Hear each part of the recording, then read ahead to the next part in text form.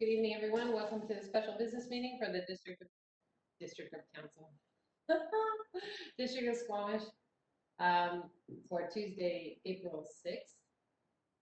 And just making sure we have a quorum here.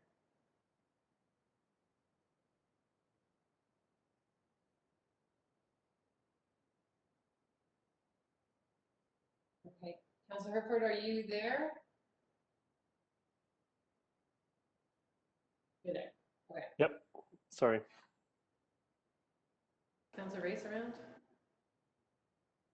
Councilor Pettengill, we can't see you. Oh, sorry about that.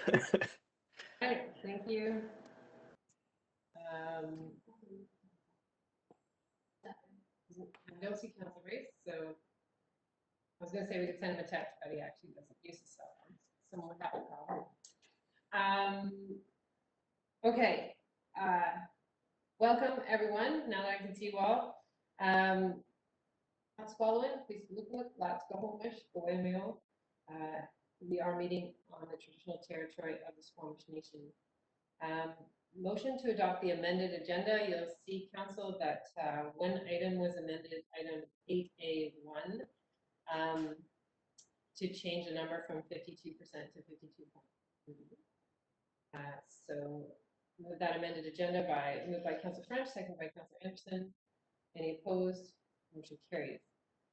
Ministerial order M192. We are ensuring openness, transparency, accessibility, and accountability during these public health orders by live streaming this meeting. A video of this meeting will be available on our website for viewing on an on-demand basis, and the meeting is open to the public for electronic participation via WebEx. And we look forward to a day when we can have the public attend again. Someone move M192. That was moved by Councilor Stoner, seconded by Councilor Herford. Any opposed? Motion carries. Just a reminder, Council, we are meeting electronically. So when you disconnect and reconnect, if you could let me know so this can be recorded in the minutes of the meeting. If you wish to speak, please raise your hand if you're connected by video. If you're by audio only, please just say chair so I can put you on the speakers list. With respect to a vote, council members are only required to state the nay vote. No statement is required if the member is in favor. So you'll only hear me ask the question. Anyone opposed? Members should keep their telephone or computer on mute. That goes for the public and staff as well, until it's your time to speak. We do expect council members to be involved in the meeting, and if you're having any technical difficulties, please text our corporate officer this evening, and if we're having challenges on our side, we'll recess the meeting for up to 10 minutes to fix those. Just want to make sure our sound is good, Council. Everyone can hear me clearly. Great. Super. So we will proceed. We actually have two delegations this evening. Oh, sorry, Council. Any notice of motion? Seeing none. We have two delegations. First up is a delegation from Diana Gunstone about National Volunteer Week 2021. Welcome, Diana. You're there. Go ahead. The floor is yours. Thank you. Yes, it's magical. Thank you. Mayor, Council, and our community. My name is Diana Gunstone, and I'm here on behalf of the Squamish Public Library, as well as the Squamish Nonprofit Network. And I am here to request that April 18th to the 24th be proclaimed as National Volunteer Week in Squamish. The Volunteer Canada has a 2021 theme for this week, and the theme is the value of one, the power of many. National Volunteer Week provides our community with an opportunity to celebrate all of our local volunteers, to promote our cultural volunteerism, of giving back, and of being a caring and connected community. And whether a resident signs up for Pitch-In Week, or a neighbor helps a neighbor, or a parent volunteers to coach at a school or community sport, our community depends on our volunteer community. And all of our social services, our environmental groups, our arts group, our trail society, our sports teams, our farmers markets, our historical society, our hospice, our library, and many more nonprofit organizations that I won't list all, do depend on volunteers from our community. They help deliver the essential services of those organizations, be what they may be, and they help deliver capacity in times of need and for events when one day we hope to have them again. So it has been a tricky year for sure.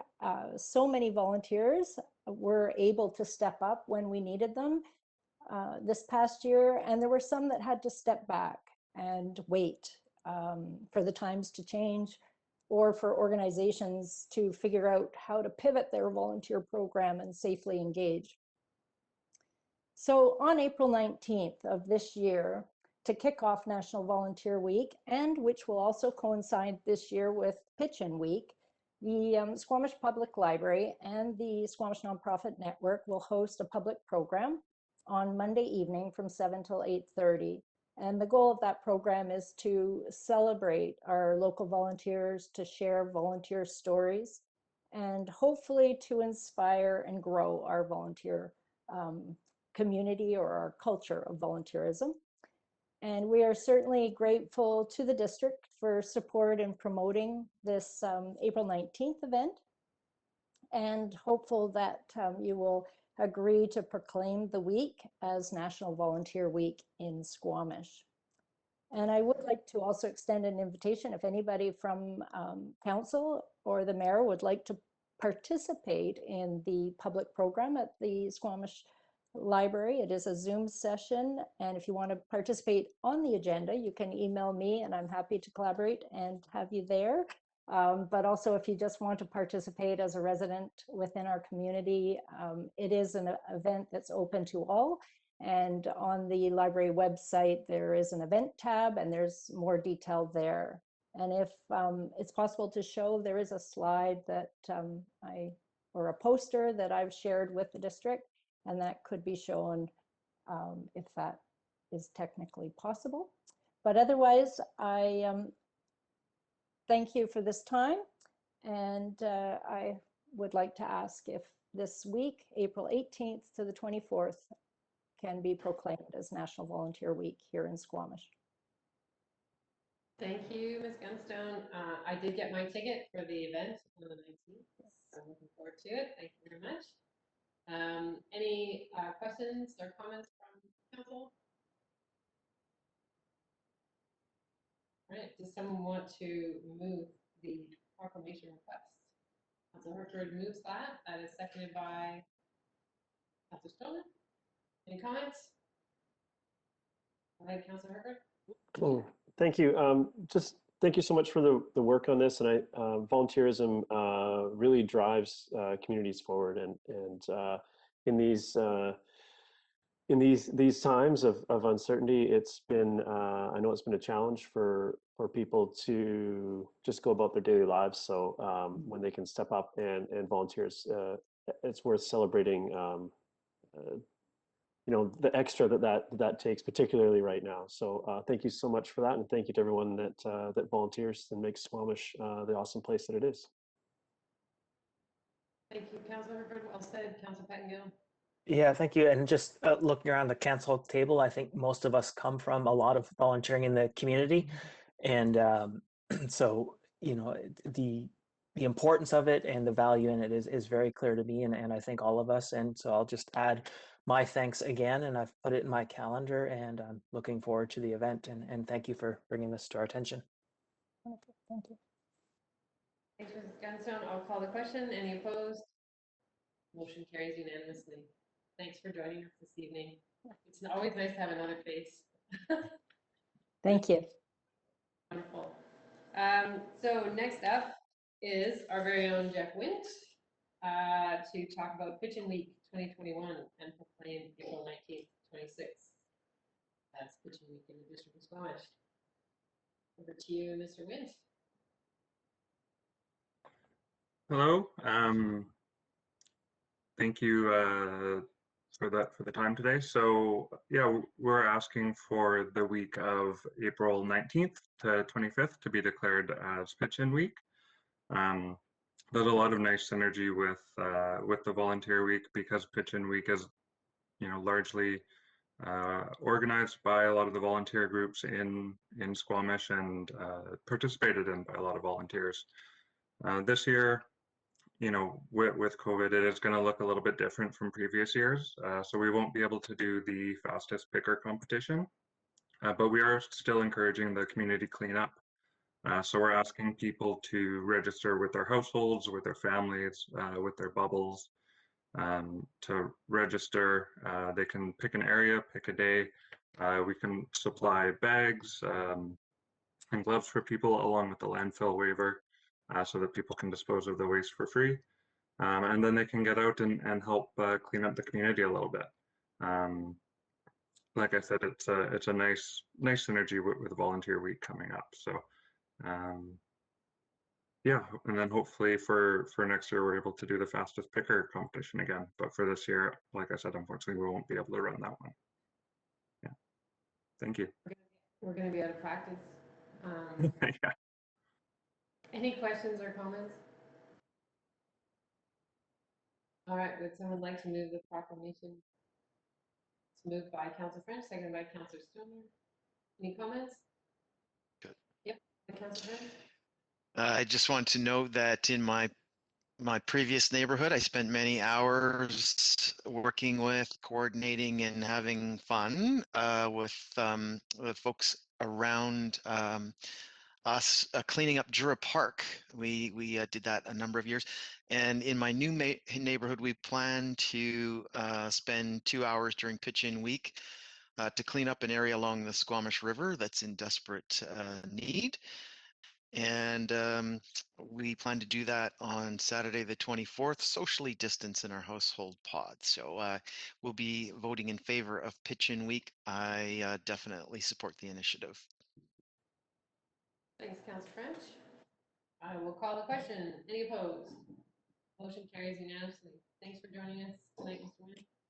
Great, thank you. We're on to item 6 in our agenda, consideration of unscheduled public attendance. So anyone who has an issue that might be attending from the public that can't wait for the 2 weeks from now.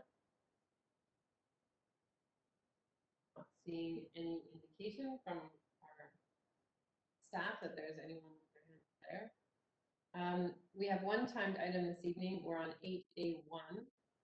This is development permit number 569 for 37738 3rd Avenue. Mr. Valniskis. Thank you, Mayor. Good evening, Council. I just wanted to introduce Brish Prahalad, who's a new planner with us. He's been with the district for a number of months now and comes to us with some experience from United States and Canada and has a bit of a background in active transportation. And Brish has the development permit presentation for you. So over to you, Brish. Welcome, Brish.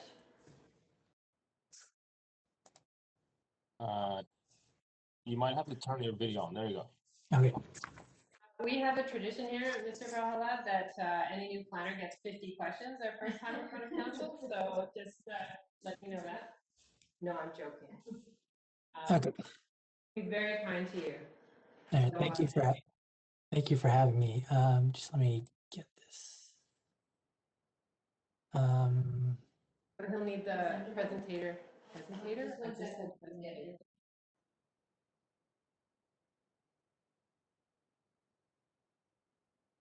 Just giving you the power to share your screen there. You should have that now. Okay. Thank you.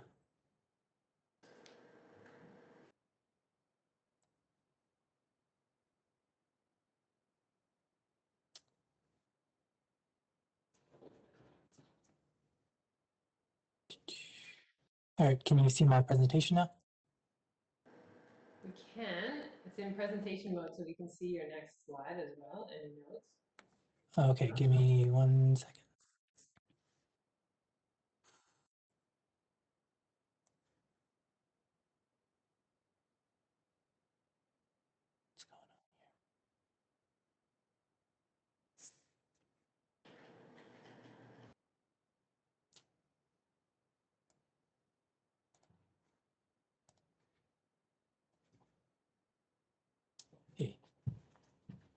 mind sharing, so just share it. I should share it to screen too then, right? Yeah, Okay. yeah, you gotta share your screen. There we go. Perfect. All right, thank you. All right, so good evening, Mayor and Council. My name is Vrish Prahalad, planner with the Community Planning Department. Tonight, I will be presenting development permit number 569 located at 37738 3rd Avenue, which is requesting one variance.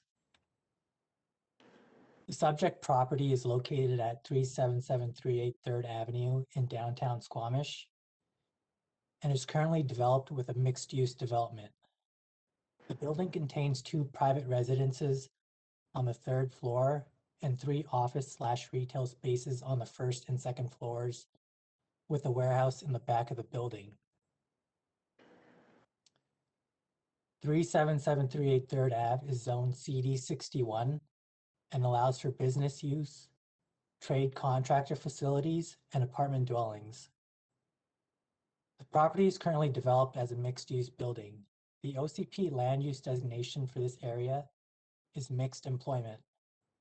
The majority of this neighborhood is zoned I1 light industrial. Properties to the south are zoned CD 66 and C10, and a property to the north is zoned MUD 2. These 3 images currently show what is existing on the property on the east side, the south side, and the north side, and it also shows what is being proposed.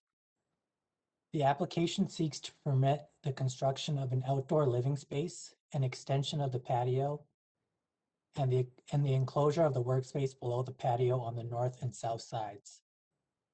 The workspace will still be open to the laneway. The patio will wrap around the north side of the property, joining up with the stairs that serve as the north entrance to the dwelling, which will be covered to protect the entrance from the elements. A staircase will also be added to the south side to provide an entrance to the outdoor living space from the parking lot. The additions are for the top floor residents, except for the enclosed workspace area, which will be used exclusively for industrial uses. The development went through ADP back in 2009, and in order to maintain form and character, we'll be using the same building materials and colors as the current building. This includes ribbed metal roofing and flashings, horizontal cedar siding, board and batten siding, and wood trims. This development permit would typically be delegated. However, the application is also proposing a zoning variance requiring council approval for both the development permit and variance. The proposed development is subject to review under Development Permit Area 3 Universal Guidelines and Development Permit Area 7 Downtown South. However, because this is an alteration of an existing building, not a new building, not every guideline can be applied to this project. I've highlighted a few guidelines that do apply to this project. Addressing Section 36.8 of DPA 3 and Section 40.5 of DPA 7, the outdoor storage of equipment and materials will be placed at the rear of the site and will be screened from the laneway with the wall being built to enclose the workspace. Speaking of the new wall being built, in order to address large blank walls referenced in 36.9C of DPA 3, an alternating siding pattern has been proposed to break up the monotonous look of the wall. In terms of green building materials, fiber cement board siding is being used, which has a lifespan of 30 years, reducing replacement waste. The metal roof will be able to withstand the elements and is highly durable. And just briefly speaking to the building, it already has a creative design, and the new additions will keep with the same design. The proponent is seeking a variance to Section 40EEE of the zoning bylaw, requesting an increase in the lot coverage from 50% to 52.3%. The increase in lot coverage will accommodate the patio extension, which projects 0.3 meters into the rear setback. The majority of the parcels in the neighborhood are zoned I1, light industrial. I1 allows for 75% lot coverage and has a rear setback of 1.52 meters. MUD 2 allows for 55% lot coverage and has a rear setback of 1.52 meters as well. CD 61, which this parcel is zoned for, has a 1.82 meter rear setback, allows for a 0.91 meter projection into the rear setback for unenclosed deck areas. But to keep a uniform neighborhood aesthetic, the patio is only projecting 0.3 meters to keep the 1.52 meter laneway setback present throughout the rest of the neighborhood. Staff are supportive of the variance request as it would allow for the construction of an unenclosed outdoor space, which would allow the space to be enjoyed in all weather conditions, as the space is currently unusable during windy days. The existing uncovered patio will also be extended to provide the residents the outdoor space to be enjoyed in sunny weather. The workspace below the patio will be enclosed on the north and south sides to provide a windbreak from the elements. The DP 569 project was posted to the district's development showcase, and a development sign was installed on the property. No request for a public information meeting was received, and no public information meeting was held. Variance notices have been sent to residents within 100 meters of the property, and we have received one comment in favor of the project. Staff recommend that council authorize development permit number 569 for the property located at 37738 3rd Avenue in Squamish, British Columbia, subject to the registration of a Section 219 flood covenant on title. The motion also includes a variance to increase the lot coverage from 50% to 52.3%. Alternatively, council could not authorize the development permit or refer this development back to staff. Thank you. At this time, I welcome any comments or questions. Thank you very much. So the public does have an opportunity to speak on this, but council, I'll go to you first to see if you have any questions.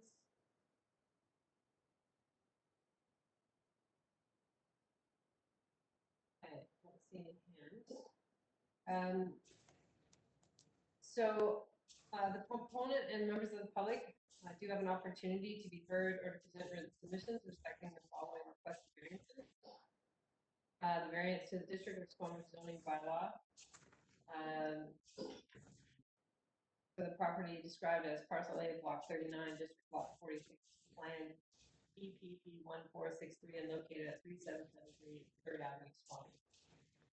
And that the registration of the section in flood covenant on title. The development permit number 569 include a variance to the following sections: the zoning bylaw, that section 40 EEE comprehensive development zone P61 subsection 40 EEE.3 lot coverage be varied from 50% to 52.3%. So after I've confirmed that it's your turn to speak, please commence your remarks by clearly stating your name and address or neighborhood, and you'll have 5 minutes to address council.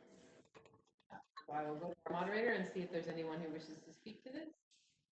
Thank you, Mayor Elliott. I do see some people online. If you would raise hand function under the participant panel on your laptop, or hit *3 on your telephone if you wish to speak.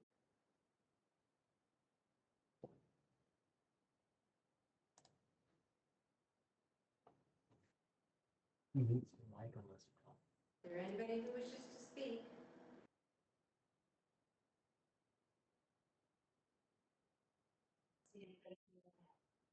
Okay. I'll ask council once again if there's any clarifying questions that you need at this time. Councilor Pettingill? Yeah, thank you. Just listening to the introduction to this and looking at the drawings, I guess I'm a little bit fuzzy still.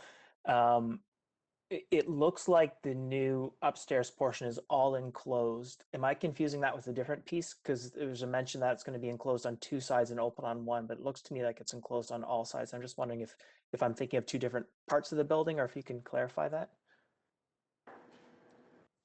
Yeah, so the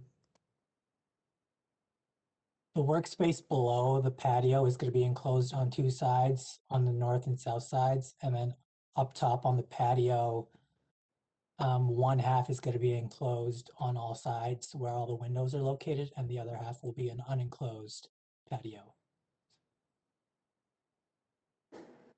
Yeah, thank you. Thank you. Any other questions?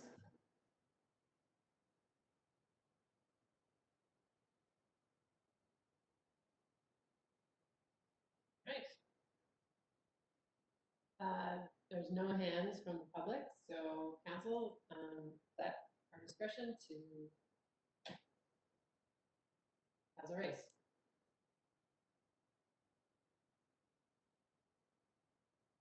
I'll move the staff recommendation. That is seconded by Councillor Stoner. Any comments? Yes, go ahead, Councillor Race. Thank you. And I'm happy to support this. I think this is actually what the variance process is really for, where you have these minor variations from a rigid, sometimes rigid bylaw. And I don't think these variations have any negative impact on the surrounding properties. In fact, this has less lot coverage than its neighbors, and would not even get to that point with this variance. And so, but it does make the development work. And I think it's the kind of thing we want to use this process for. And so I will be supporting this resolution. Thank you, Councillor Race. Any other comments? Councillor Herford? Thank you. I'll be supporting this this variance. I do find these CD zones challenging in general as they when they start to interact with their neighbors and when they sort of age from whatever the original intent was of the CD zone. Given that it doesn't vary, this variance doesn't grant anywhere near the coverage of the nearest neighbors. It's very supportable, and I'm happy to do that at this time. Thank you. I don't see any other hands, so I will call the question. Any opposed? Motion carries unanimously. Thank you very much for joining us this evening. Thank you. Okay, we're on to item 10A1, development permit number 532, Garibaldi Springs Development and Ecological Reserve. Great, thank you. Good evening, Mayor and Council. Can you hear me? Yes, we can. Fantastic. I'll begin sharing my screen.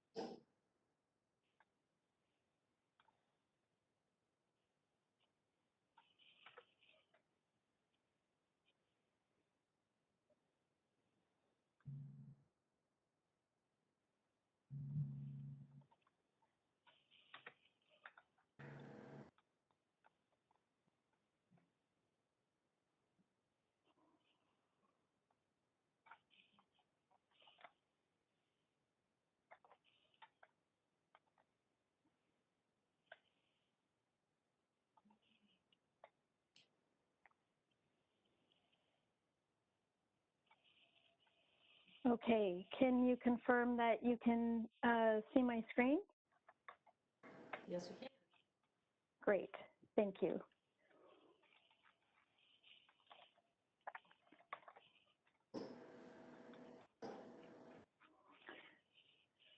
Okay, so once again, good evening, Mayor and Council. My name is Caroline Ashikian, and I'm a professional biologist and the environmental coordinator with the district. And tonight I'll be presenting development permit number 532 for the Garibaldi Springs Development and Ecological Reserve.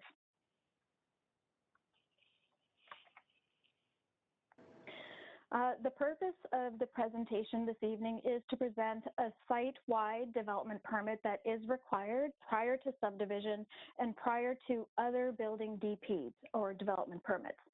The environmental DP will establish environmental protection areas. So for example, the riparian areas, aquatic areas, and terrestrial protection areas, as well as the future development areas. And this includes the residential development sites, as well as the public parks and pathways.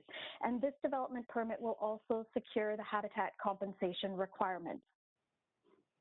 The timing of this approval is critical in that with senior agency approvals now in place, the habitat restoration works are targeted for the 2021 fisheries works windows, which are the time of year when works within the aquatic areas are intended to be of least impact.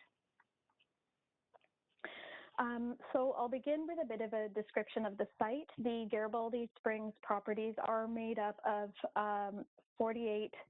just over 48 hectares of land that were previously operated as a golf course, of which 20 hectares were developed as golf fairways and cart paths and facilities, and the remaining 28 hectares of land are naturalized areas, which include some fish habitat compensation areas, which were created under a past Federal Fisheries Act authorization, as well as, of course, several natural fish-bearing, salmon-bearing streams and salmon spawning habitat. The properties were rezoned in October of 2018, which allowed the golf course from the comprehensive development zone, which had allowed the golf course use, and it was rezoned to the following zones: ecological reserve, which is about 36.7 hectares, parks, recreational and institutional use, which is totals about just under 1.2 hectares, and mixed residential, which totals about 10.5 hectares. So through the rezoning of the lands, a land development agreement was registered on title, and this was to secure the developer's community amenity contribution.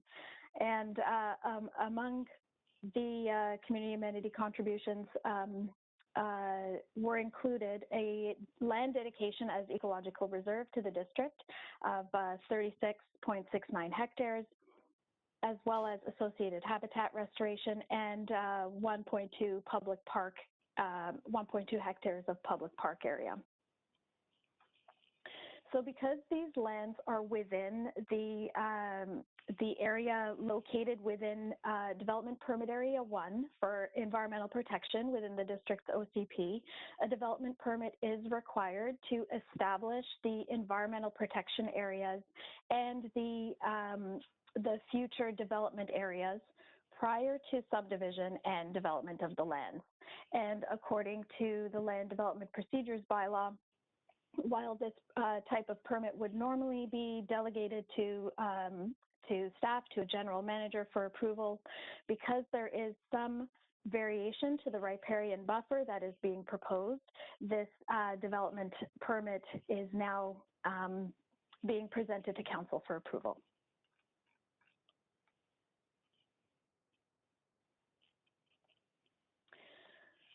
Okay, so the site itself has many, many environmental values. As previously mentioned, several water courses bisect the lands that are all salmon bearing, some with salmon spawning habitat. There are species of amphibians, reptiles, birds, and mammals also throughout the site, and then also species at risk, critical habitat, and these are areas that have been provincially and federally designated as lands that are critical for particular species, and in this case, Pacific water shrew and marbled murrelet.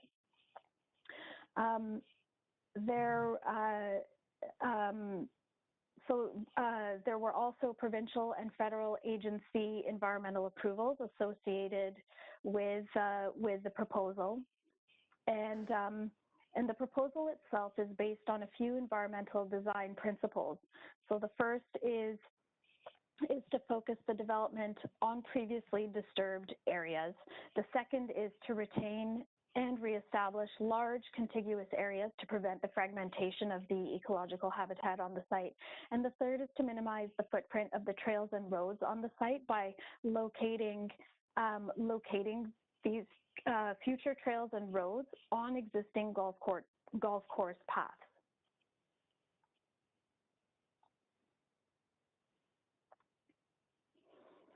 So I'll speak a little bit to the riparian buffer averaging process. So there are actually several layers involved in identifying what the riparian protection buffers are going to be for the watercourses on this site.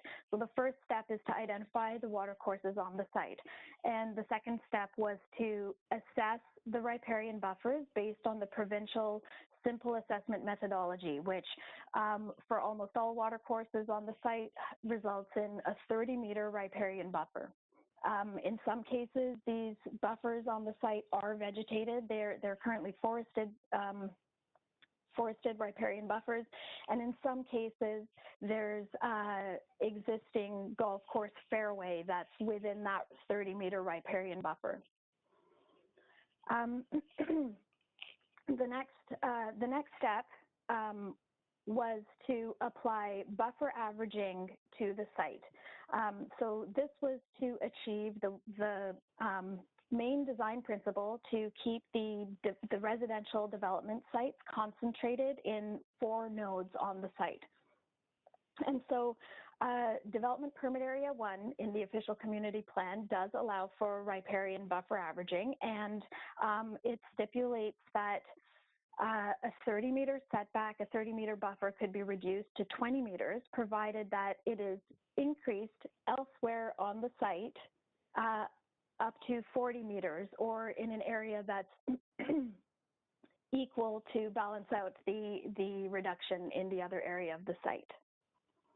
So buffer averaging was applied throughout the site as well. Furthermore, there were certain areas, primarily aquatic areas, specifically, I hope you can see my cursor, but ponds 5 and 6 at the south end of the site that are being proposed to be infilled. And the reason for this is because they were originally constructed as part of an original Federal Fisheries Act authorization in an effort to create fish habitat. And the result was that these ponds were not as effective as hoped. One of the main problems was that the water temperature had increased in these ponds, and it was just not conducive to fish habitat. And so the proposal is to infill these ponds, which would result in an improvement in the fish habitat. And this work is being done under a new Fisheries Act authorization through Fisheries and Oceans Canada. So there's a new Fisheries Act authorization. Also, what I haven't noted on this slide, but there's also a provincial approval under the Provincial Water Sustainability Act, and that's to improve and make changes to some of the stream crossings throughout the site, and in some cases, remove culverts in order to reopen the stream.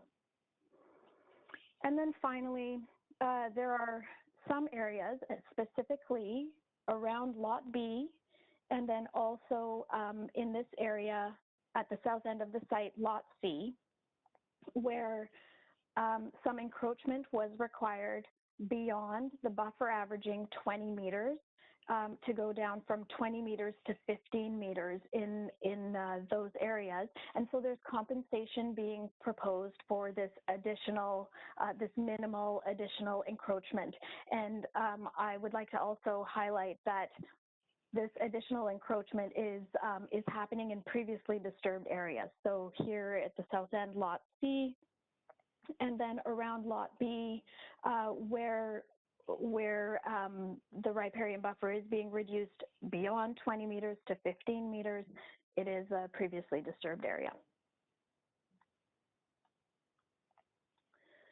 Okay, I'd like to speak also to some of the other proposed environmental enhancements that will be occurring on the site. So there are 4 development nodes which are shown in the map in orange, Lot C and Lot D at the south end. And there are several areas of the site that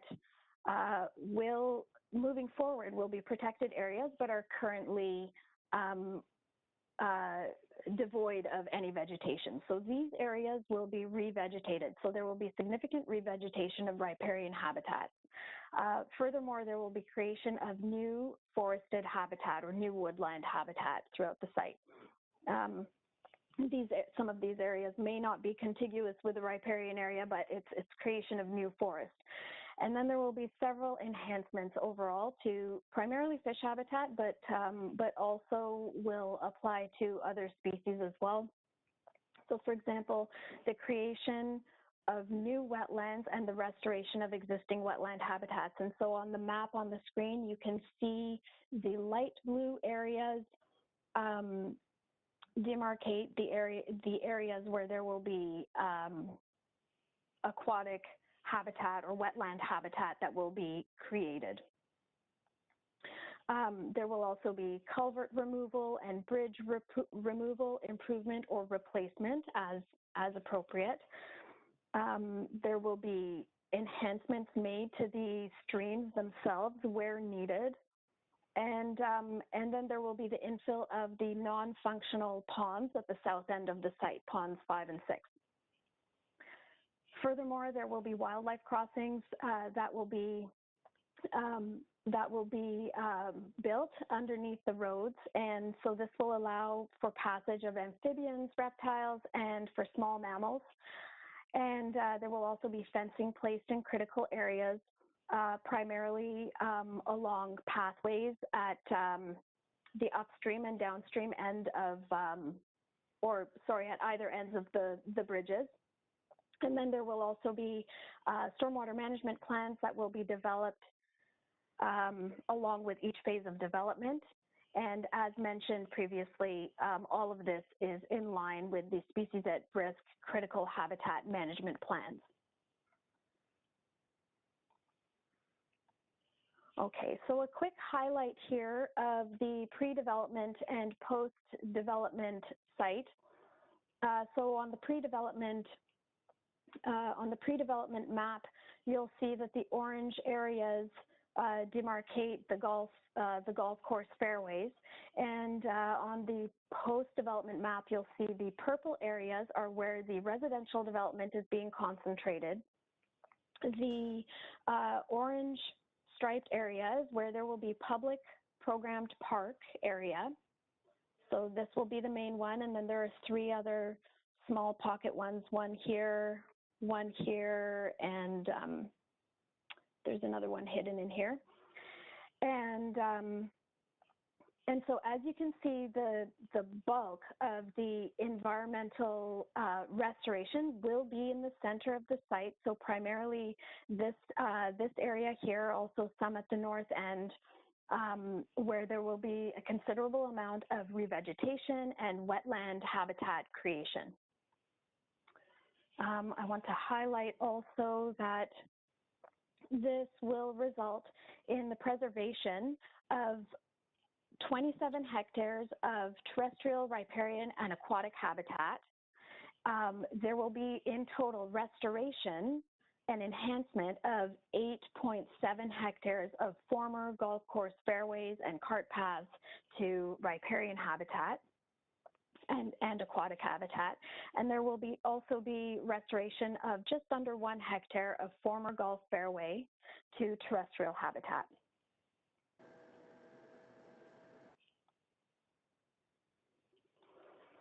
Okay, so the next steps would be, subject to council approval, would be provision of security by the applicant for the habitat compensation works.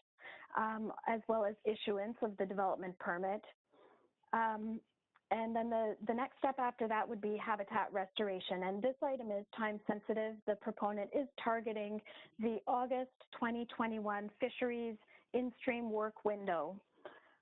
And then following that would be subdivision approval, which would also involve the dedication of the public land to the district, the establishment of statutory right-of-ways, and then also the establishment of a conservation covenant with a third-party signatory. And discussions are currently in place with a land trust in order to reach this goal. And then also involved in one of the next steps would be site servicing and park construction, which will be under a servicing agreement. A servicing agreement would be developed and established prior to the start of construction of any infrastructure or park construction. And under the land development agreement, habitat restoration as well as parks and trails must be completed prior to the final occupancy permit for parcel A. Now, parcel A has already received their development permit. That parcel is completely outside of the environmental area, so that permit was able to go forward in advance of this overall environmental development permit. Okay. So just quickly, some of the overall implications to the district. So once the ecological reserve is established and dedicated to the district, there will be, in the future, once there is district ownership, there will be a budget required and a work plan for it to be incorporated into the district's work plan in terms of ongoing maintenance. This proposal is supported by many OCP policies as outlined in the report before you, and it is aligned with the Council's strategic plan. As far as engagement, this particular development permit met the IAP2 level of consult and followed the standard development permit engagement procedures by being placed up on the development showcase and signage being placed on the property. And then furthermore, there are, as previously mentioned, senior agency approvals involved with this proposal, and specifically that's the Federal Fisheries Act authorization and a Provincial Water Sustainability Act approval. So the recommendation before Council today is that Council approve the following resolution: that the District of Squamish authorize development permit number 532 for the properties legally described as on the screen before you, located at 2100 Newport Ridge Drive and 40850 Tantalus Road, subject to the provision of bonding for Development Permit Area 1 environmental habitat compensation works. In the amount of $150,735. And I'll turn it over to you if there are any questions. Thank you very much, Ms. Cheegian. So Council, I will look to you with any questions. Councilor Stoner. Thank you through the chair, and thanks to staff for the comprehensive presentation. My question is, I guess I'm just curious, who becomes responsible for monitoring the effectiveness of restoration? So both your report and your presentation speaks to a previous effort, particularly with Pond 5 and 6, where it was a federal approval for habitat compensation, and it, for all decent purposes, it failed. And so how do we ensure that that doesn't happen again, and who is responsible for managing that?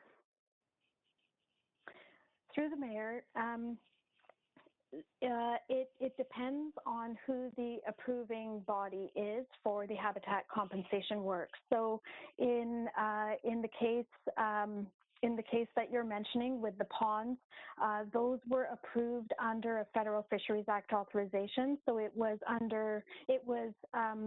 the Department of Fisheries and Oceans Canada that was responsible for monitoring those works. And there was a monitoring plan in place and monitoring reports, annual monitoring reports that were being submitted to DFO.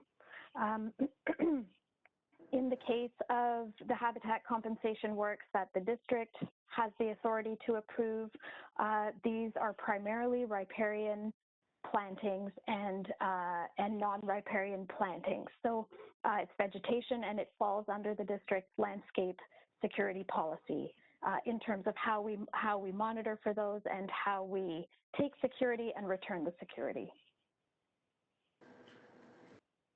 That's helpful. Thank you. And then just as a follow-up, I'm curious, as this becomes kind of public conservation land, is there a way to make some of that monitoring and reporting more publicly available? I'm thinking especially on like water quality.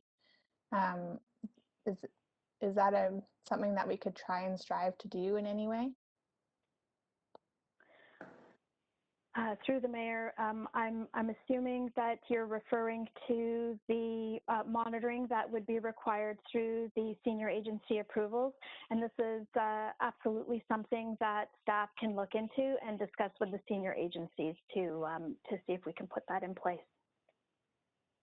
Sorry, I'll just clarify. It's also one of the conditions written into the DP 21 that water quality and water bodies on or adjacent to the site must be maintained and reported. So I'm assuming that gets reported to the district. I'm just wondering if that information can then be made public. Through the mayor, yes, I believe it can. And yes, that condition in the development permit is primarily related to stormwater management. And yes, those reports will be coming to the district. So those should absolutely be able to be made public. Thank you, Councillor Stoner. Any other questions? Go ahead, Councillor Pettengill. Yeah, thank you. I have two questions. In the pre and post map you showed, there are some areas that I hadn't noticed before that in the after phase, they look like they include golf course areas that are not going to be actively restored. But are those part of the ecological reserve and they just weren't required for compensation, so they will sort of naturally evolve as they go, but they're still part of the reserve? Or is this something else in that land? I'm just wondering if you can speak to those areas. It's sort of at the south end and almost provides a buffer for some of the existing development to the south. Through the mayor, I am sharing my screen again and would be happy to provide clarification on that. So I'll just scroll up and hoping everyone can see the pre and post on their screens. Yes, we can. Great. So if Councillor Pettengill, if you could perhaps describe the areas, and I'd be happy to provide some more clarification. Yeah, so it says in the legend that the gray, I think, is existing golf course development to remain, which I'm assuming is that sort of area south of the water course there, but north of that building area where there's existing development. And north of this area here? Yes. Or am I misreading the map? I do, through the mayor, I do apologize if the map does not come across as clearly as intended. So this area is actually a light blue striped area. So it would be the aquatic compensation. Okay. If you can, I'm going to point to some areas with my cursor. Are you able to see my cursor? Great. Yes. So this is one of the aquatic compensation areas. This is another. Here is another, and I believe those are the main ones. The gray area on the map would be referring to this small pocket here south of the hotel, where the existing clubhouse is. Thank you. Thank you. That's very helpful. The other question I had is in the permit, section 3B, it references a bunch of the documents and it talks about schedules, but I didn't see the schedule labels. So I'm sort of going by the titles of the documents. And what I just wanted to clarify, there's some diagrams, there's a number of recommendations in those from the qualified environmental professional. Does this permit turn those recommendations effectively into requirements? That's sort of my reading of this, and I just want to confirm that. Through the mayor, that is correct. Yes, it's through this development permit that the recommendations of the qualified environmental professional are made into conditions or requirements. Okay, thank you. Thank you, Councillor Pengill. Council, any other questions?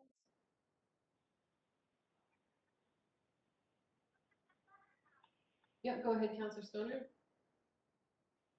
Thank you. Through the chair, I just had one other area of question, which is the riparian buffer averaging.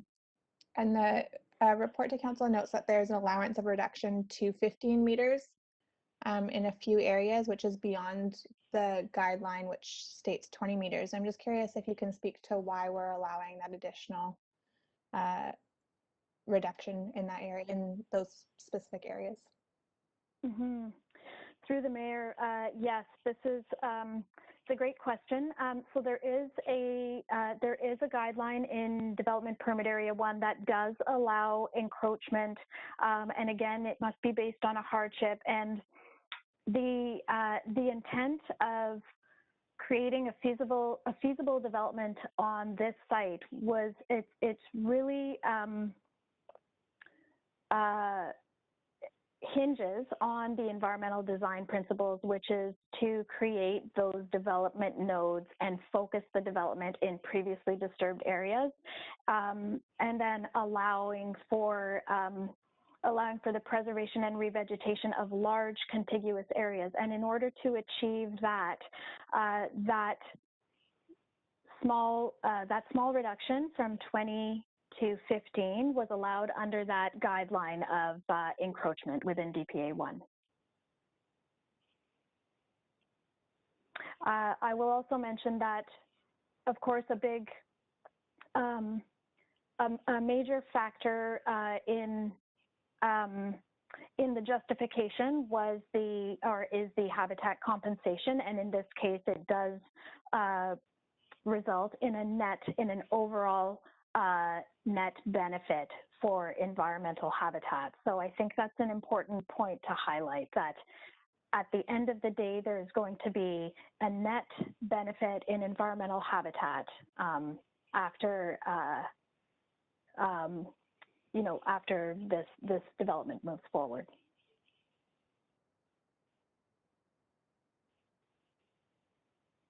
Mr. Sheegan, going forward then, assuming this gets approved this evening, then who is overseeing the works as things build out? Is it DFO? Is it the province? Is it us? Is it their QEP? So who will be overseeing all of this work as it goes on? It will be all of the above. So the habitat compensation works that are secured under the Fisheries Act authorization will be monitored and reported back to DFO. The habitat compensation works that are being secured under this development permit this evening would be monitored and would be essentially be monitored and looked after by the district, and so it would be through reporting of the proponent's QEP. The reports would be submitted to the district and reviewed and approved. And through that, the district would ensure that the development that's moving forward is in line with the conditions in the permit itself.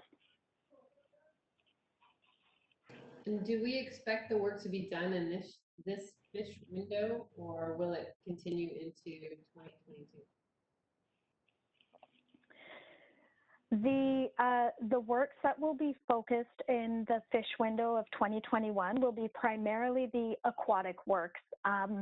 So the infilling of the ponds and also other works, certain stream crossings or any sort of works, essentially works that are below the high water mark, will be focused and targeted for the fish window of 2021. Remember, terrestrial pieces can be done at any above the high water. That's right. That's correct. Yeah. All right, anything else, council?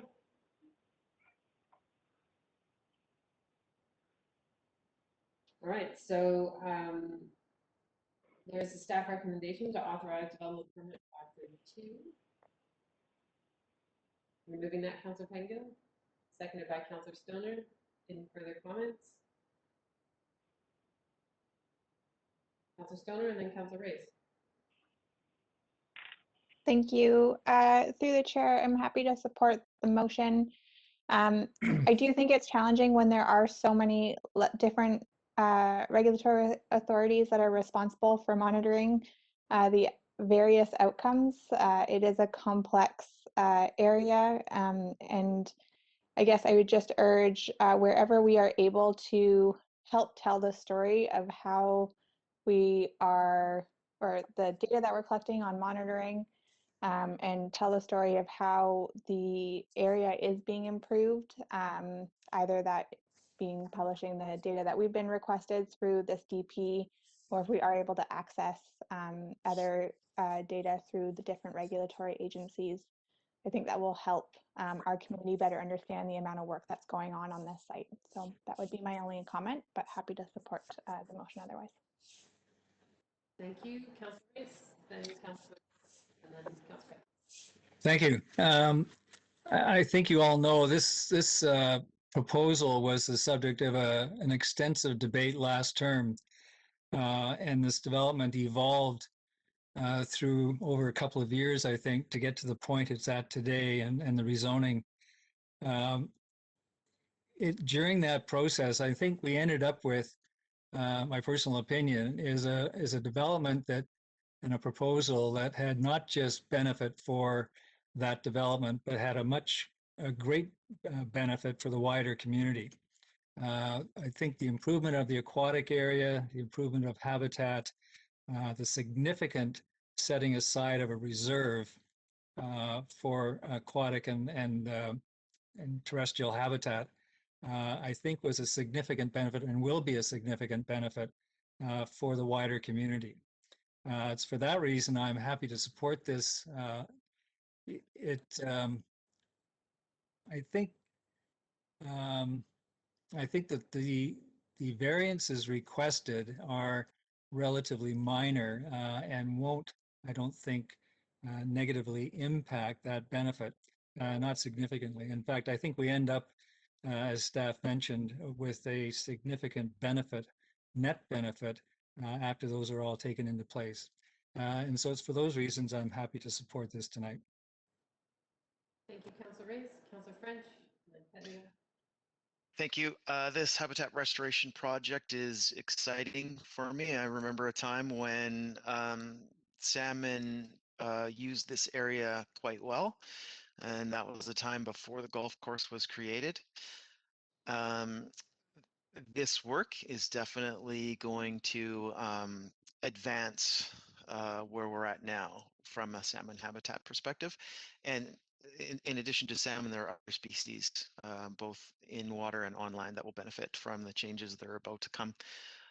So based on the habitat restoration information that's before us and the plan that is to be implemented, I'm supporting this. Thank you, Councilor French, Councilor Pettigrew. Yes, thank you. I'm happy to support this as well. Watching this project since before I was on council, it's made me very aware of the impact that we have as human beings and why we have to be very thoughtful about where we develop and why I think a lot of the work we do as a council is so important, and it makes me value things like the growth management boundary and so on, where I think we really try and pay attention to that. Knowing we're not always going to get it perfect, I see significant improvements ahead in terms of the water courses, and I think it is well worthwhile. And given the prior decisions and where we are, I think this is a a net benefit for the environment, for wildlife, of all shapes and sizes. And so I think this is a good project, and I'm happy to see it move forward. Thank you, Councillor Herford. Thank you. I'll be supporting this motion. I think the net benefit not only for the site but for our community as a whole once the work is complete and fully operational. This is going to be a beautiful I would say addition to our community, but it's there already. It just needs our help. So I'm happy to support this and get this area the help it needs to thrive. And I look forward to seeing the completion of the work. Thank you. Thank you. I'll be supporting the DP. I can't imagine what it's like to try and coordinate and get approvals from 3 levels of government. So kudos to everyone that's been involved in that effort. I think the variances that are requested work with the realities of the site and where the disturbed land is and where we can provide compensation. We have enough space to work with there, and I think they're reasonable. And as staff said, and Council Race, they do provide a net benefit overall. We gain more than we're losing in those trade-offs. So it makes sense to me. I think we'll have a jewel in our community in a few years' time because of this reserve.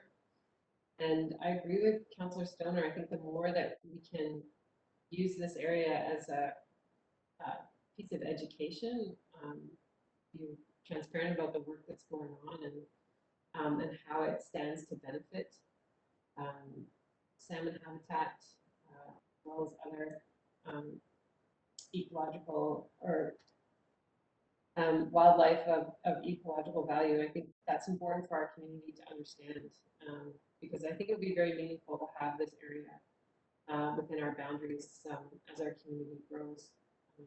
So look forward to seeing the work starting this year and bringing this reserve into the district. I will call the question. Any opposed? Motion carries unanimously. Thank you, Mrs. Sheekin, for a great report. Thank you very much. Okay, Council, we're on to item 11, our consent agenda. Anything that you might be in conflict with, this would be an opportunity to pull that or make that known. If you want minutes or a piece of correspondence pulled, please do that now. Councilor French. I'd like to pull the letters in item number 2, please. Okay, Anderson. Yes, I wonder if I could pull item 1 under staff reports, the real estate and facilities master plan and general works update, as well as item 3 under staff reports, the audit planning report. Thank you. Anything else, Council?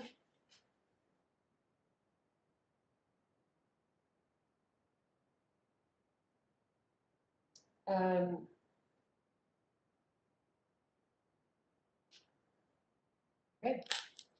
Does someone want to move the remainder of the consent agenda? Moved by Councilor Ray, seconded by Councilor Herford. Any opposed? Motion carries. So we will we'll deal with the correspondence after item 13. Councilor French. And then we will do.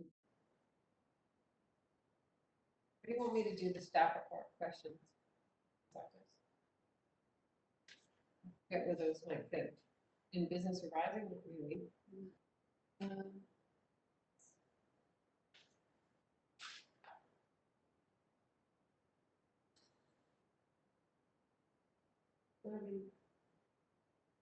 Late agenda items? I don't know.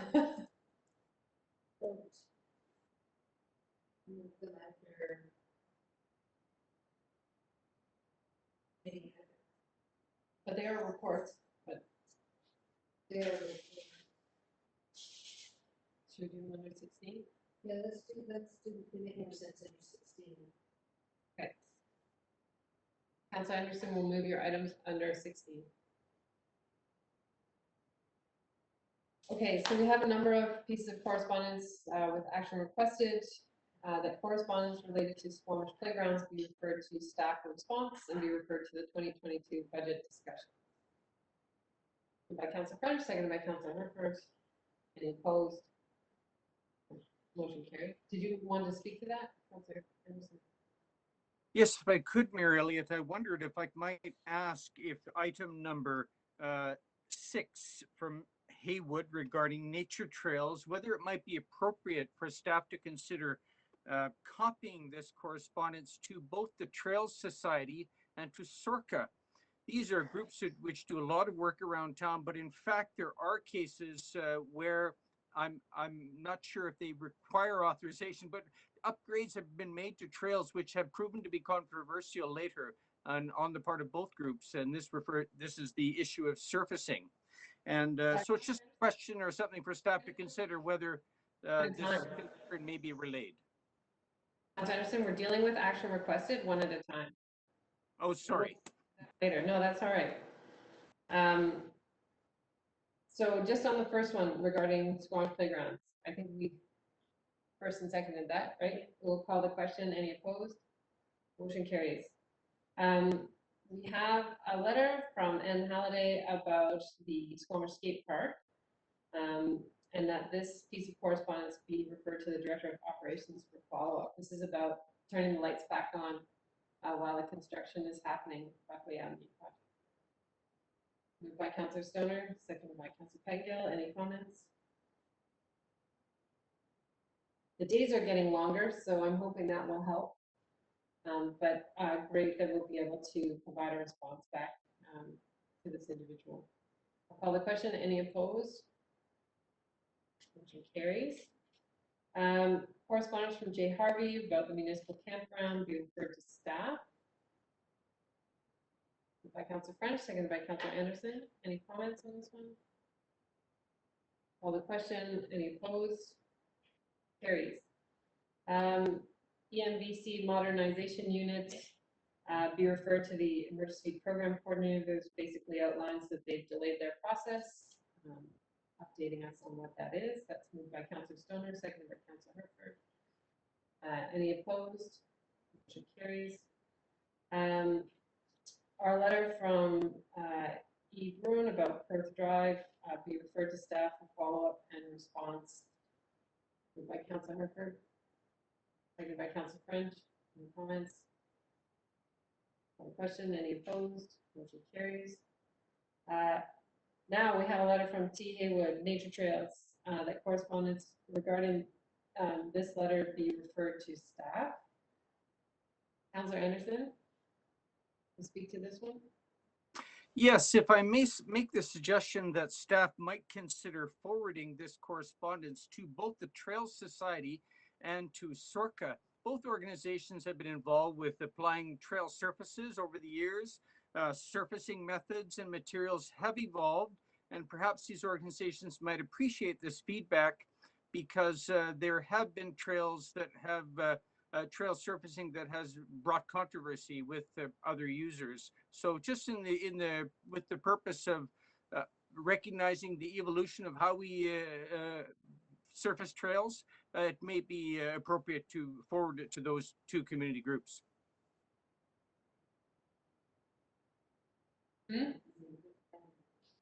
Include that in a motion.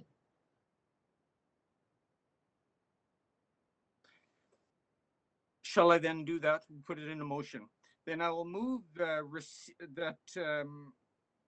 the staff recommendation that correspondence from T. Haywood regarding trails be referred to staff, and that staff consider forwarding the correspondence to the Trails Society and SORCA. Thank you, Councilor Anderson. Is there a seconder for that motion? That's seconded by Councilor Bass. Any further comments? Any opposed? Motion carries. We have correspondence from S. Chappelle about power outages, that this be referred to the General Manager of Community Planning and Infrastructure. By Councilor Herford, seconded by Councilor Stoner. Any opposed? Motion carries. And one from G. Smolin about Canada Post and the Highlands, that this be referred to staff. Councillor Herford, second by Councillor French. Any comments? Thank you. Yeah, I saw some overlap between this and the letter, letter number 9 from Canada Post, asking for an endorsement of, or from the union, sorry, asking for an endorsement of a action plan of sorts. And it just may be worth, I needed some more time to digest, but as part of addressing this, it may be worth council supporting some sort of resolution. I don't think the resolution they suggested works as is for me, but just sort of noting that it may be worth pursuing that as well, because I do think there's a fair bit of overlap there. It does seem a little bit crazy that people have to drive all the way there to get their mail versus having community mailboxes. Glad that it's being referred to staff. Is there, did you move that? Yes. Call the question. Any opposed? Motion carries. Okay, Councillor Pettengill, you pulled the letters related to Bailey. No, Councillor French, you moved Bailey Street. Yes, I did. So this is a series of correspondence regarding Bailey Street. And in 2 of the letters, there's reference to recreational assets, specifically kayak put-in site.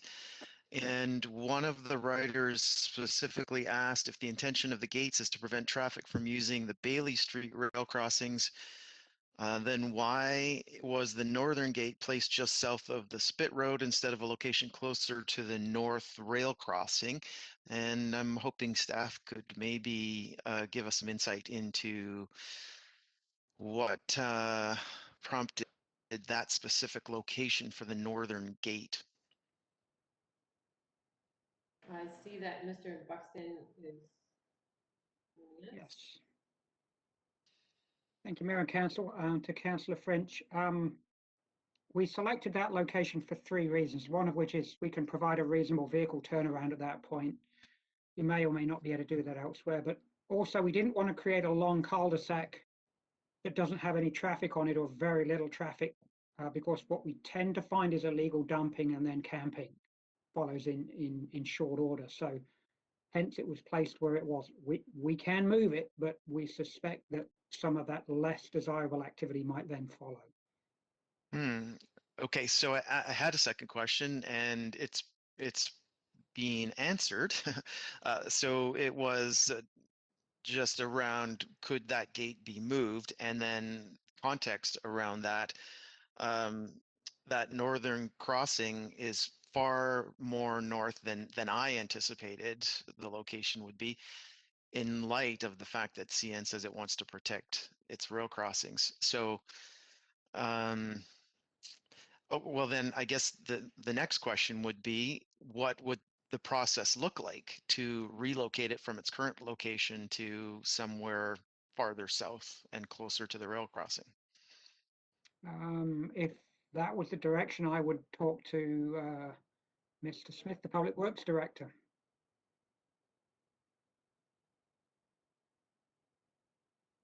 Councillor Anderson, did you have a follow-up? Yes, if I may. I'd like to echo Councillor French's interest and direction in this matter with respect to recreational access and prioritizing where that might be. The paddling access is scarce, and a local paddling club member has surveyed this throughout our valley and illustrated quite well how rare access for beginner paddlers is. The other issue that has come up is with, as Mr. Buxton has referred to, illegal dumping and camping.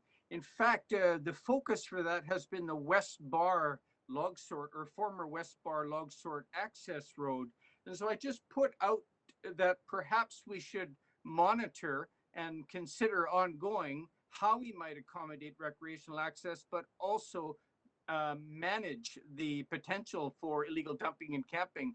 Two prominent volunteers that are always involved in cleaning up down the West Bar access road, and they're well known in the community, point out that that is the road that might have been closed, and it was unnecessary to keep it open for recreational access, whereas there may be other priorities for that access. So I suppose I'm suggesting that we keep our minds open and continue to monitor and for this recreational access, but also for the illegal dumping and camping on the other road.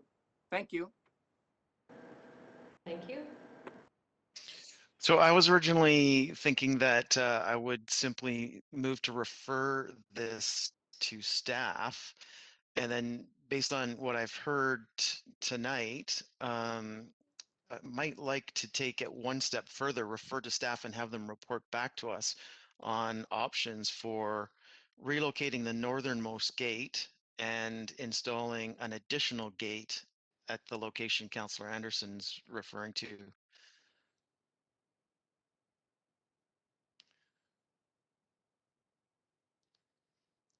So Councillor French has moved that staff bring back a report on those options. Is there a seconder? Councillor Reyes is seconding. Comments?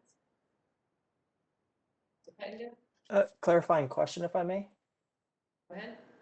Is to my colleague through the mayor, is the intent that part of the report back would include some assessment of enforcement costs and so on, were we to do that, or sort of a range or anticipation of what those might be, or is it simply the moving costs you're looking at? Simply moving costs. Councillor Stoner?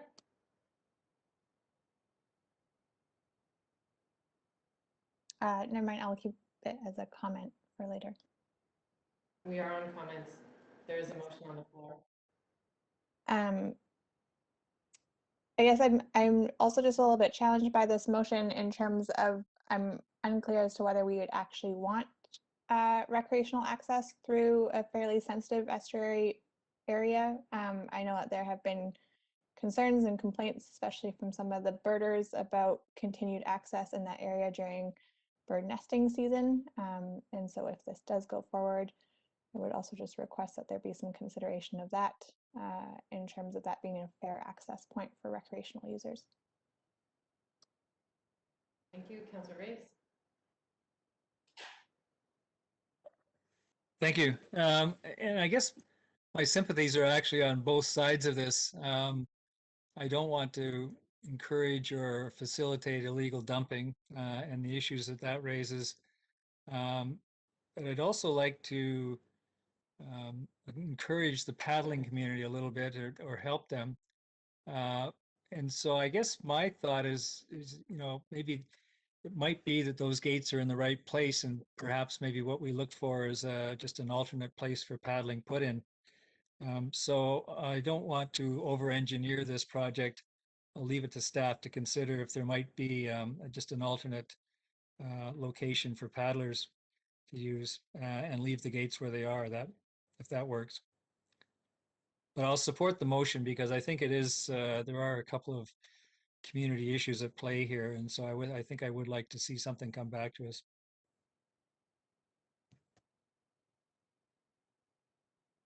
I'll support the motion if it does include what Councillor Ray says, which is just a consideration of the big picture rather than just putting up a gate or moving a gate.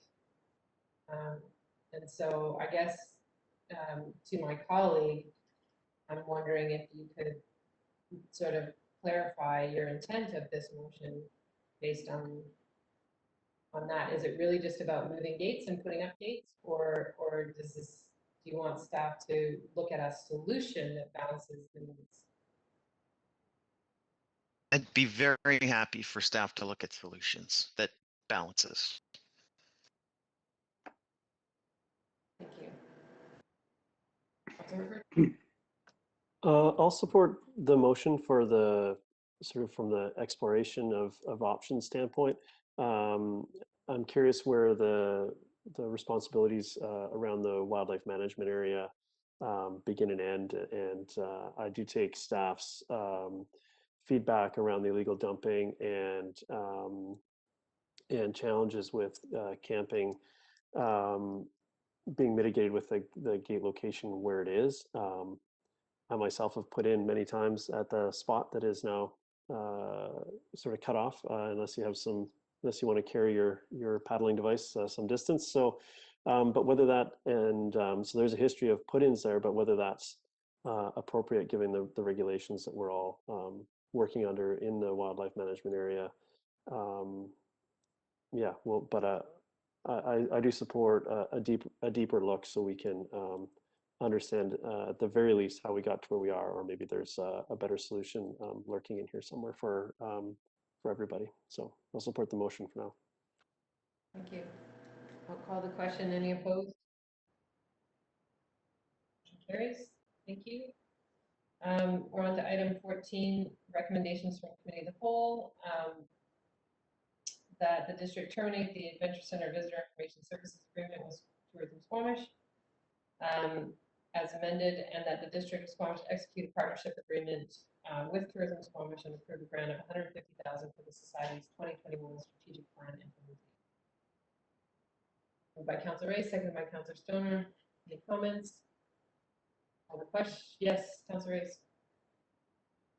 Sorry, I'll just make a quick comment. I chaired that meeting, and the number $150,000 is actually the same amount we are spending or have spent historically for those two items.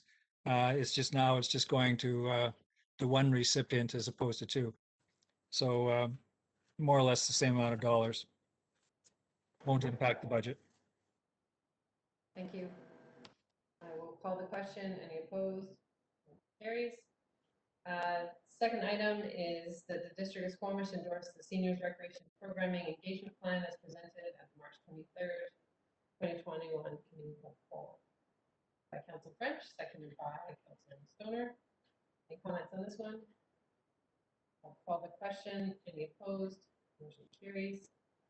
And finally, that the district received the March 23rd report on the draft wildfire development permit area, provide feedback around resourcing, phasing approach to DPA guidelines, and that we bring forward the wildfire DPA permit area, official community plan, and land development procedures bylaw amendments for consideration of formal. By Councilor Pettingill, seconded by Councilor Stoner. Any comments on this? Question? Any opposed? Carries. Business arising from the meeting. So yes, after working so hard on our beautiful LMLTA resolution, we forgot the words to direct UBCM. So we have to do it again, and you'll see that in the therefore be it resolved clause, we've added that UBCM request that the Minister of State. That's the only change, is that we have to request that UBCM do the advocacy. And you'll be happy to know that Pemberton felt that we had written a superior resolution, and so they have adopted our resolution, and it will be submitted jointly at LMLTA from Pemberton and the District of Squamish. So that's good. So you're moving that, Councillor Stoner, seconded by Councillor French. Any comments? Seeing none, I'll call the question. All those, or any opposed? Motion carries. And so now we are on to item 16, committee minutes and reports. We have advisory design panel minutes from March 18th by Councillor French, seconded by Councillor Stoner. Thank you. Any opposed? Motion carries. Councillor Anderson, you had a few questions on the staff memos. Yes, I'll begin with the Real Estate and Facilities Master Plan and General Works Update Quarterly Report. That report from staff discusses a sustainability platform regarding emissions and energy reduction strategies in planned buildings and facilities. And staff report that they have set up a sustainability platform, a subcommittee, and this has identified, or has before us identified, various criteria and themes. My question is that these criteria appear to focus largely on building operations, operational energy consumption. And my question is, to what extent will issues relating to embodied carbon and building resiliency be addressed? These are trends in green building evaluation and criteria and all kinds of programs around the world. By building resiliency, I refer to designing for buildings for repurposing in future, dismantling and recycling their materials in future. And I wonder if staff may shed some light on how these aspects fit in with its criteria that it's looking at. Through the chair to Councillor Anderson, in terms of building resilience, yes, you're correct. The focus is on building operations. That's where the bulk of the science is strong and robust right now. Part of some of the analysis, the analytical techniques we're using do focus in on use, reuse, recycling, and dismantling. So the building resiliency is there. And in terms of the embodied carbon, yes, that's just a growing volume of science that we will continue to work with that as best we can going forward. So yes, on the operations, yes, on the resiliency, and on the embodied carbon, as the science grows, as the knowledge grows, we'll grow with it. Thank you very much, Mr. Buxton. And then you had another question? Yes, I did.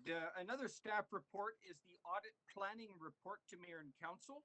And one of the audit risk areas that's highlighted in that report, in fact, it features quite prominently, I suppose for understandable reasons, is the liability in landfill closures. And when we think of the landfill, we think of the one that we operate in the Chikai Fan, but in fact, this is the third municipal landfill that has been operated by the district and previous the village. And one of these that is now closed on Bailey Street has some fairly well documented issues regarding leachate, and it's a fairly it's well documented in various consultant reports. So my question is, should we be concerned that this be taken into account as we undertake this or have this audit risk audit undertaken? Ms. Boxer. Good evening, Mayor and Council. Through you, Mayor. So the contaminated risk register is evaluated each year during the audit. This particular site was evaluated, and based on the risk as well as the potential liability, it was deemed not to be a liability, and that has actually been closed from the Ministry of Environment as well. So at this time, short answer is no. There is no liability on our books. That's and referring then to the Bailey Street landfill. The Bailey Street site. Ministry of Environment is apprised of it and agrees that we don't see it as a risk at this time. At this time, yes, that's correct. For the current purposes. Thank you very much, Ms. Bucktrud. You're welcome. So, Councillor Anderson, do you want to move receipt of those two reports? Oh, we've lost your audio. Did you somehow mute yourself? I will then move receipt of the quarterly report on the Real Estate and Facilities Master Plan and General Works update, and as well as the audit planning report to Mayor and Council. Thank you. I'll second that. Any opposed? Motion carries. Ms. Arthurs, if there was a letter that I meant to pull and didn't, can I reconsider the consent agenda at this time? You can reconsider. The mayor can bring back the reconsideration of the consent agenda. Okay. Sorry, Council. I know, but my first day back after a week off, it was a little bit slow. I want to reconsider the consent agenda, and I would like to pull the letter 1 from Mayor Little in the District of North Van about the Help Lead campaign. There's also another letter there from Mayor Helps in Victoria So there's a growing number of climate emergencies. I thought I could bring it You back. can bring it back, but then now we have to Vote on the consent agenda with that letter pulled. Okay. Can someone move the consent It's agenda? already moved. They just use that. Okay. I'll call the question with that pulled. Any opposed? Motion carries. Okay. I pulled this because many of the communities that have declared a climate emergency and have created climate action plans are supporting the Help Cities Lead campaign, which are critical pieces of legislation that would help us achieve many of the goals in our CCAP, rather than us finding creative ways to work within our jurisdiction to accomplish challenging things like improving existing buildings, or as we're doing, which we can't talk about because we have the public hearing, making sure that new buildings are built to a better standard, amongst others. So there's some key policy pieces there, and I would like to support the Help Cities Lead campaign, but I would like our manager of climate change and sustainability to first look at those proposals and report back to council through a memo about how they align with our climate action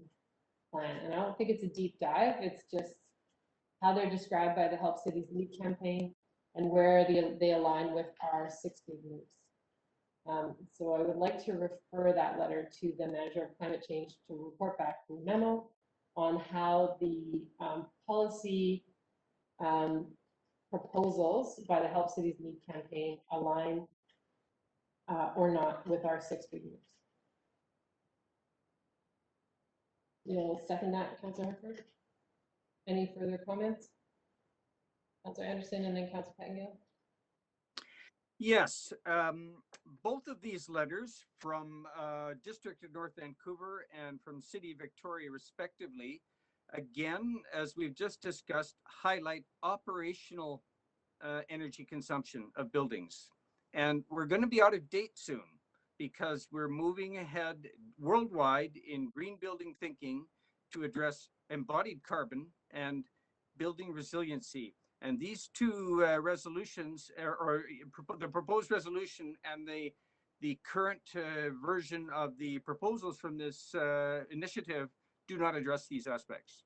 So I just wanted to highlight that, but I agree that it should be referred to staff, and it'll be good to see some consideration by staff.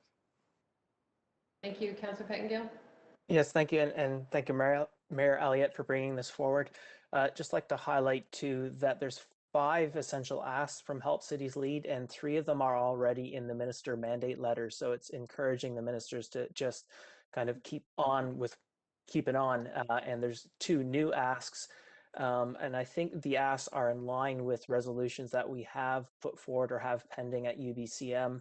Not all of them got discussed last year. So in my mind, this is quite consistent with a lot of the things we've already been talking about. And pleased to have this referred to staff for a review. Thanks. I'll call the question. Any opposed? Motion carries. Thank you.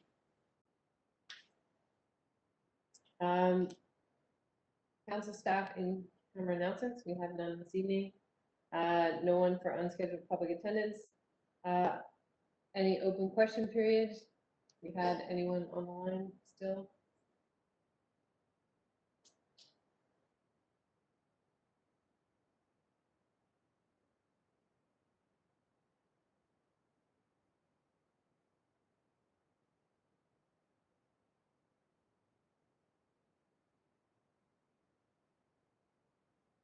Okay. Councillor staff announcements. Councillor Stoner and Councillor Pettingill. I'll steal your thunder and just make an announcement around Mayor's drop-in tomorrow, which as acting mayor for the month of April, I will be joining. It is tomorrow, Wednesday, April 7th from 11 a.m. to 12 p.m. It will be hosted virtually, obviously, because of the pandemic, with a focused discussion on climate action in our community. So hopefully folks can join us then. Thanks. Thank you. Councillor Pettingill? Yeah, thank you. I just want to recognize our planning staff. I attended, I think it was last Wednesday, the online discussion about some of our permitting processes and fees and changes and so on. And I know we've had some feedback, some of it a little bit contentious, and staff were very well prepared. I've been through with some of the other big public engagements, the wood fiber and Fortis and so on. I guess I would just say the way our staff handled our engagement, I was incredibly impressed and pleased. Everyone got a chance to ask their own questions themselves, and staff was very open and responsive. It was a really positive discussion. The sense I got was that the changes we are proposing are people really seem to be fairly enthusiastic about them. It did seem that it was mostly the larger developers from what I heard. And so there are still opportunities to engage, but it was just, I think a really good example of how public engagement can and should be run. And so thank you to staff for that. Thank you. I was away last week, so I don't have anything to report on. So I will thank everyone and motion to terminate by Councillor Stoner, second by Councillor French. Councillor Herford was not even in the running there. I'll call the question. Any opposed? Motion carries. Thank you, Council. Thank you to the public and our staff who supported us tonight.